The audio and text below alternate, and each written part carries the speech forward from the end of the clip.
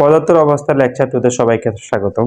আমরা প্রিভিয়াস ক্লাসে আন্তঃকণা আকর্ষণ বল এবং কণাতত্ত্ব দিয়ে কঠিন তরল বায়বীয় অবস্থা ব্যাখ্যা করেছিলাম, অর্থাৎ পদার্থের বিভিন্ন অবস্থা নিয়ে ব্যাখ্যা করেছিলাম। এর ধারাবাহিকতায় আজকে আমরা এই চ্যাপ্টারের অর্থাৎ লেকচার 1 এর উপর বেসড করে সিকিউ প্রবলেম সলভ করব।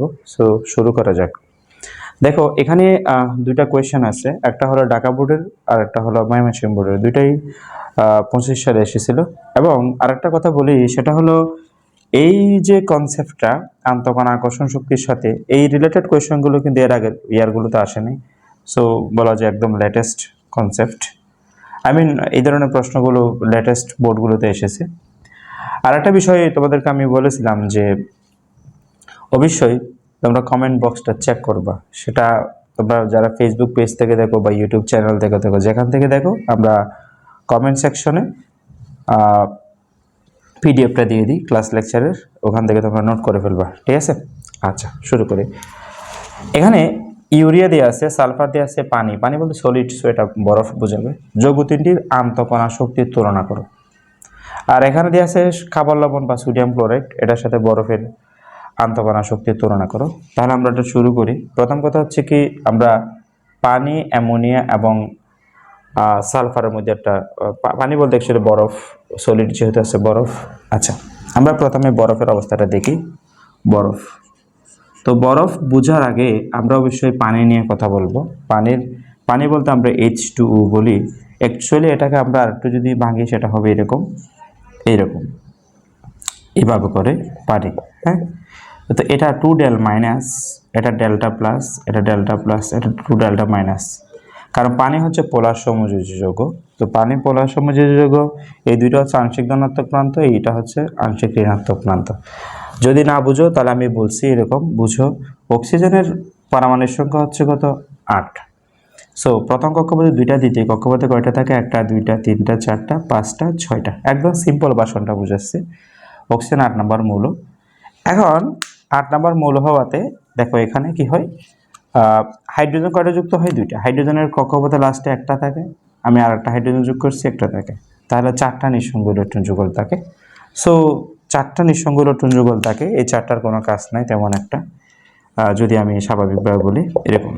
আচ্ছা, এগুলো হচ্ছে নিঃসঙ্গ ইলেকট্রন, লিখতেও পারো নাও পারো। এখন এই যে আমরা নিঃসঙ্গ ইলেকট্রন লিখতে পারো না পারো, অসুবিধা নেই। আচ্ছা, আপাতত আমরা দেখি তাহলে অক্সিজেন, এই একটা, আমি যদি এটাকে এই ব্ল্যাকটা দিয়ে অক্সিজেন বুঝাই, এটা যদি অক্সিজেন বুঝাই, এটা অক্সিজেন, আমি অক্সিজেন বুঝাই। আচ্ছা, অক্সিজেনের সাথে হাইড্রোজেন যুক্ত হয়েছে কয়টা? 2টা। আচ্ছা, 2টা হাইড্রোজেন যুক্ত হয়েছে, একটা হাইড্রোজেন, 2টা হাইড্রোজেন। তাহলে ও একটা ইলেকট্রন শেয়ার করছে, ও একটা ইলেকট্রন শেয়ার করছে। অক্সিজেন নিয়নের মতো হয়ে গেছে ইলেকট্রন বিন্যাস, আর হাইড্রোজেন হিলিয়ামের মতো হয়ে গেছে। তাহলে আমরা হাইড্রোজেনের ইলেকট্রন শেয়ার করে অক্সিজেনের ইলেকট্রন শেয়ার করে, বিষয়টা এরকমই। হাইড্রোজেনের ইলেকট্রন শেয়ার করে অক্সিজেনের ইলেকট্রন শেয়ার করে। তাহলে আচ্ছা, এখন তুমি বলতে পারো পানি গঠিত হয়ে গেছে, কিন্তু কোয়েশ্চেন হলো এই যে শেয়ারকৃত ইলেকট্রন যুগল সমযোজী বন্ধনের শর্ত হলো একজোড়া ইলেকট্রনের শেয়ার হতে হবে।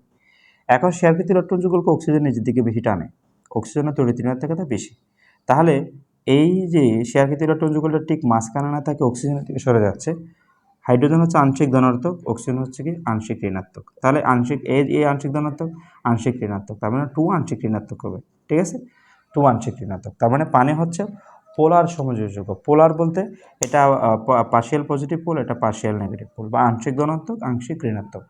আংশিক কথাটা বলছে এই জন্য, যেমন সোডিয়াম ক্লোরাইড হলে direct Na plus Cl minus, আয়নিকের ক্ষেত্রে ডাইরেক্ট প্লাস মাইনাস লিখতে পারবা, কিন্তু সমযোজীর ক্ষেত্রে পারবে না। সো তাহলে পানির যে পোলার সমযোজী, এটার বেসিক্যালি মূল কারণ হচ্ছে কি, এই যে একজোড়া করে ইলেকট্রন শেয়ার হয়, সেই ইলেকট্রন জোড়া কোন দিকে যায়? অক্সিজেন নিজের দিকে টানে, সেই জন্য পানি হচ্ছে পোলার সমযোজী অণু। আচ্ছা, পানি পোলার সমযোজী অণু, সো এটাকে আমরা এভাবে ব্যাখ্যা করতে পারি, বা এটা এভাবে করে দেখাতে পারি, একটা পানি অণু এরকম। আচ্ছা, বেসিক্যালি এটাই রাইট, কারণ মধ্যবর্তী কোণ হচ্ছে 109 ডিগ্রি 28 মিনিট, এটা তোমাদের দরকার নেই। আচ্ছা, পানিকে আমরা এভাবে লিখতে পারি। এখন একাধিক পানি অণু যখন যুক্ত হয়, তখন কি হয়? একাধিক পানি অণুর মধ্যে হাইড্রোজেন বন্ধন নামক একটা বিষয় গঠিত হয়। এরকম ধরো, এটা কোনো পানি, এটা কোনো পানি, 2 অণু পানির মধ্যে কি হয়? 2 অণু পানির মধ্যে হাইড্রোজেন বন্ধন হয়। কীরকম? যেহেতু এটা আংশিক ঋণাত্মক, এটা আংশিক ধনাত্মক, তাহলে 2 অণুর মধ্যে এরকম একটা বন্ধন গঠিত হয়। এটাকে বলা হাইড্রোজেন বন্ধন। কি বলা হয়? হাইড্রোজেন বন্ধন। এটা একটা দুর্বল বন্ধন, হাইড্রোজেন বন্ধন। হাইড্রোজেন বন্ধন গঠিত হয়। আচ্ছা, এরকম অনেকগুলো পানি অণু যুক্ত হয় একসাথে, সেই জন্য আমরা বলি পানি সাধারণত কী হয়, তরল অবস্থা প্রাপ্ত হয়, বেসিক্যালি এই কারণে। আচ্ছা, এখন পানি যখন বরফ হয়ে যায় তখন কি হয়? পানি যখন বরফ হয়ে যাবে তখন কিন্তু বরফ ষড়ভুজীয় কাঠামো তৈরি করে। মানে বেসিক্যালি এরকম একটা পানির, আমি অক্সিজেন দেখাচ্ছি, তো এরকম পানির আমি যদি অক্সিজেনটা এভাবে দেখাই দেন তোমরা বুঝতে পারবা এটা একটা পানি অণুর গঠন। তো এরকমভাবে আমরা আর কোনো পানি নিয়ে যদি বলি, এরকম হাইড্রোজেন একটা দেখাই, এরকম আর একটা হাইড্রোজেনের দিকে দেখাই। আচ্ছা, তো এদের মধ্যে একটা কি হয়, হাইড্রোজেন বন্ধন হবে। আচ্ছা, তো এটা আমরা বিশেষ করে 3 থেকে 4টা হাইড্রোজেন বন্ধন থাকে পানির ক্ষেত্রে, এই বরফের ক্ষেত্রে ষড়ভুজীয় কাঠামো তৈরি করে। দেখবা যে এরকম, এটা 2 delta minus delta plus delta plus 2 delta minus delta plus delta plus. তাহলে একটা পানি অণুর মধ্যে হচ্ছে এরকম। আমি আরেকটা পানি অণু যদি দেখাই এরকম, সো এই হচ্ছে তাদের মধ্যে একটা হাইড্রোজেন বন্ধন হচ্ছে, হাইড্রোজেন দেখাই আমি, আর একটা হাইড্রোজেনের দিকে দেখাই, অসুবিধা নেই। তাহলে এখানে কয়টা পানি অণু? একটা পানি অণু, দুইটা, তার হাইড্রোজেন বন্ধন কত হচ্ছে? একটা, দুইটা। আমি আর একটা পানি অণু দেখাই, দেন তোমরা বুঝতে পারবা যে এর মধ্যে এর সাথে এটা, এর সাথে এটা, আমি দুইটা হাইড্রোজেনের দিকে দেখালাম, কথা বললাম। তাহলে একটা ডেল্টা মাইনাস। তাহলে দেখো, একটা পানি অণু, দুইটা পানি অণু, তিনটা পানি অণু, চারটা পানি অণু, বাট এখানে হাইড্রোজেন বন্ধন কয়টা হলো? হাইড্রোজেন বন্ধন হচ্ছে বেসিক্যালি একটা হাইড্রোজেন বন্ধন, দুইটা হাইড্রোজেন বন্ধন, তিনটা হাইড্রোজেন বন্ধন, চারটা হাইড্রোজেন বন্ধন। কথা, এটা একটা বরফ দেখালাম। তাহলে একটা বরফ অণু যদি দেখে আমরা, বরফের প্রতি কী হচ্ছে, 3-4টা হাইড্রোজেন বন্ধন থাকে। পানি অণুগুলো এভাবে করে ষড়ভুজীয় কাঠামো তৈরি করে। তো ষড়ভুজীয় কাঠামো তৈরি করার কারণে পানির জন্য কী হয়, পানির চেয়ে বরফ কিন্তু ফাঁকা হয়। বরফ যদিও পানির চেয়ে ভারী, কিন্তু বরফ পানিতে ভাসে। বরফ পানিতে ভাসার মূল কারণ হচ্ছে বরফের মধ্যে এরকম হ্যাক্সাগোনাল বা ষড়ভুজীয় কাঠামো তৈরি হয় এবং কৌণিকভাবে তাদের মধ্যে হাইড্রোজেন বন্ধন হয়, এবং বেসিক্যালি সেটা 3 থেকে 4টা। এই জন্য সাধারণ পানি অণু যেভাবে তরল হয়, বরফ অণু একটু সলিড হয়, ভালো কথা, কিন্তু বরফ পানির চেয়ে হালকা হয়। বরফের মধ্যে তাহলে এরকম কোণাকুণি হাইড্রোজেন বন্ধন হয়, ঠিক আছে? এই জন্য বরফ আমরা বলবো, বরফ কি হয়, বরফের গলনাঙ্ক কিছুটা আমরা বলবো বেশি। হ্যাঁ, যদিও আমরা গলনাঙ্ক স্ফুটনাঙ্ক ঠিক 0 এবং 100, বাট আমরা যখন অ্যামোনিয়া এবং সালফারের সাথে কম্পেয়ার করব, তখন তুলনামূলকভাবে এদের আন্তঃকণা আকর্ষণ বল বেশি হবে। আচ্ছা, বরফের কাঠামো হচ্ছে এরকম। আচ্ছা, তোমরা লিখে ফেলবা, লিখে প্র্যাকটিস করবে, দেখবা, বুঝবা। বর্ণনা তো আমরা এতে কিছু লিখবো না, আমরা বলবো পানিতে, বরফে 3 থেকে 4টা হাইড্রোজেন বন্ধন থাকে, এই জন্য বরফের আন্তঃকণা আকর্ষণ বল বেশি হয়। এখন আমরা ইউরিয়া দেখব। যদি ইউরিয়াকে আমরা এভাবে লিখেছি H4N2Cu, বাট এটাকে আমরা এভাবে লিখতে পারি, এটা লেখার সিস্টেম হচ্ছে এরকম, NH2 আরও স্পেসিফিক্যালি যদি বলি সেটা এরকম, Cu এভাবে N। আচ্ছা, এভাবে লিখে, এভাবে একটু বুঝো, এভাবে বুঝলে তোমরা ভালো হবে। এভাবে, আচ্ছা, এটা হচ্ছে ইউরিয়ার সংকেত হচ্ছে এটা, ইউরিয়া। ওকে, ফাইন। এখন আমরা যাই যে দেখো, অক্সিজেনের তড়িৎ ঋণাত্মকতা, কার্বনের চেয়ে বেশি। অক্সিজেনের তড়িৎ ঋণাত্মকতা কার্বনের তড়িৎ ঋণাত্মকতা মান হচ্ছে 2.5, আর অক্সিজেন হচ্ছে 3। এগুলোর কতগুলো, অক্সিজেন 3.5, এগুলোর কতগুলো মান আছে আর কি। হ্যাঁ, এইচএসসিতে এগুলো তোমরা পাবে। আপাতত আমরা বলবো এই দুইটার মধ্যে অক্সিজেন হচ্ছে আংশিক ঋণাত্মক, কার্বন হচ্ছে আংশিক ধনাত্মক। আবার এখানে একটা জিনিস চিন্তা করো, আসলে এই যে ধরো আমরা একটা বন্ধন দেখাই, কথা, একটা বন্ধন দেখালো, দ্যাট মিনস এটা হচ্ছে ও একটা ইলেকট্রন শেয়ার করে, ও একটা ইলেকট্রন শেয়ার করে, আর কিছু না। তো এই যে একটা বন্ধন দেখানো মানে হচ্ছে দুটি ইলেকট্রন, দুইটা বন্ধন দেখানো মানে হচ্ছে 4টা ইলেকট্রন, ও একটা এরকম। সো যে কোনো জায়গায় বন্ধন মানে হচ্ছে দুটি ইলেকট্রন শেয়ার, আর কিছু না।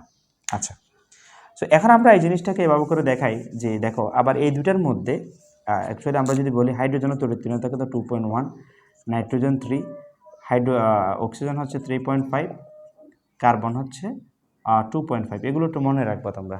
হ্যাঁ, সো এখানে হাইড্রোজেনের তড়িৎ ঋণাত্মকতার চেয়ে নাইট্রোজেন তড়িৎ ঋণাত্মকতা বেশি, এটা তাহলে আংশিক ঋণাত্মক, এটা হচ্ছে আংশিক ধনাত্মক। এই বিষয়গুলো একটু মনে রাখিও, পরে আমরা বুঝবো যে কেন হয়। তাহলে পানিতে যেমন হাইড্রোজেন বন্ধন হয়, ইউরিয়াতেও কিন্তু হাইড্রোজেন বন্ধন হয়। সেটা কীভাবে হয়? সেটা হচ্ছে এরকম, দুইটা অণুর মধ্যে কীভাবে হাইড্রোজেন বন্ধন হয় সেটা হচ্ছে বেসিক্যালি এরকম। মনে করো আমি একটা অণু ড্র করলাম এরকম, এরকম হাইড্রোজেন এরকম একটা অণু গঠন করলাম, দেখবা যে একটা অণুর সাথে এরকম আরেকটা অণুর কি হইতে পারবে, হাইড্রোজেন বন্ধন হইতে পারবে। সেটা হচ্ছে এরকম। সো ওকে ফাইন, এরকম আমি NH2 আর একটা ইউরিয়া দেখালাম, আর একটা ইউরিয়া দেখালাম, দেখবা যে একটা ইউরিয়ার সাথে আর একটা ইউরিয়ার সম্পর্ক আছে। যেমন এটা হচ্ছে ডেল প্লাস, এটা হচ্ছে ডেল মাইনাস। আবার এখানে দেখো, সরি এখানে নাইট্রোজেনটা আমি লিখি নাই, এটা এটা এরকমই হবে, N দিব, তারপর H, এই যে দেখো এখানে হাইড্রোজেন বন্ধন আছে, এটা delta plus delta plus delta minus, তাই না? এটা ডেল্টা প্লাস, এটা কি ডেল্টা মাইনাস, এগুলো লিখতে পারো না পারো। সো একটার নেগেটিভ অংশের সাথে আরেকটার পজিটিভ অংশের কি হচ্ছে, হাইড্রোজেন বন্ধন হয়। তো যেমন বরফে যেমন 3 থেকে 4টা হাইড্রোজেন বন্ধন হয়, বরফে যেমন 3 থেকে 4টা হাইড্রোজেন বন্ধন হবে, এখানে কিন্তু একটা দুইটা।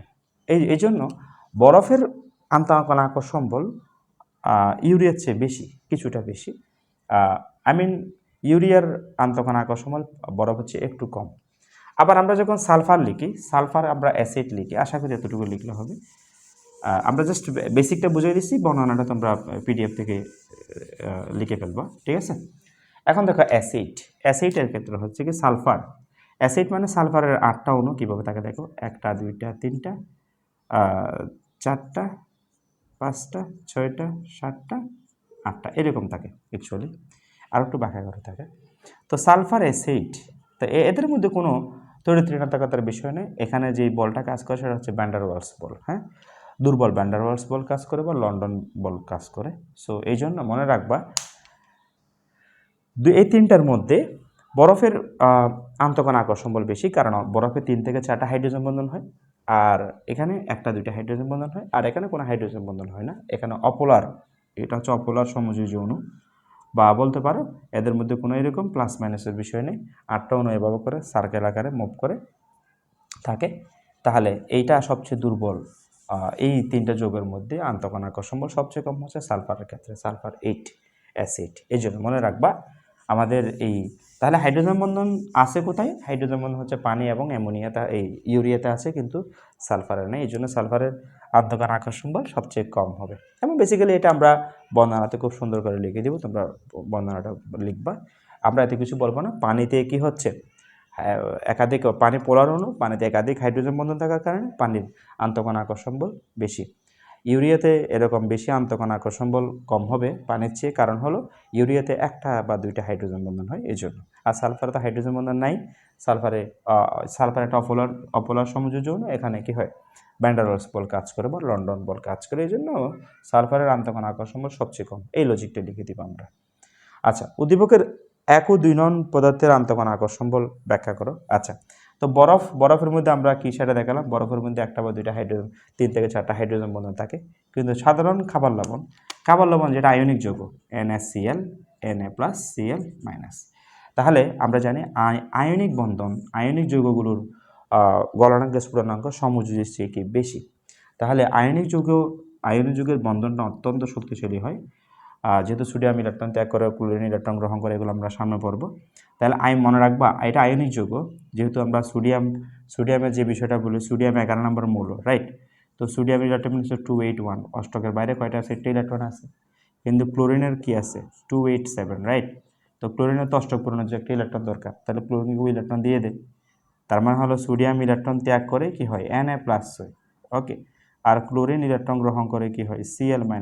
আমরা যে NaCl বলি, তাহলে আমরা এই NaCl, এই যে গ্রহণ বর্জন, আমরা পানির ক্ষেত্রে যেটা দেখাইছি মনে আছে এরকম, এটা আংশিক ঋণাত্মক, এটা আংশিক ধনাত্মক, আংশিক প্লাস আংশিক মাইনাস, আংশিক প্লাসের সাপেক্ষে 2 আংশিক মাইনাস, তাই না, 2 ডেল মাইনাস। তো এখানে আসলে ডাইরেক্টলি প্লাস মাইনাস লিখতে পারি না, কারণ এটা ধনাত্মক ঋণাত্মকতার ব্যাপারটা আয়নিকের মতন, আয়নিকের বন্ধন শক্তিশালী, এই জন্য আয়নিকের আন্তঃকণ আকর্ষণ বল বেশি হবে, কিন্তু সমযোজী অণুর ক্ষেত্রে আন্তঃকণ আকর্ষণ বল কী হবে না, বেশি হবে না, কম হবে, ঠিক আছে? সো আমরা এখানে বেসিক্যালি যে একটা নতুন একটা কনসেপ্ট, সেটা হচ্ছে কি হাইড্রোজেন বন্ধন নিয়ে। সো আশা করি বোঝা গেল, লিখে প্র্যাকটিস করবা, আমি নোট দিয়ে দিব, ওকে। ধন্যবাদ সবাইকে, আসসালামু আলাইকুম।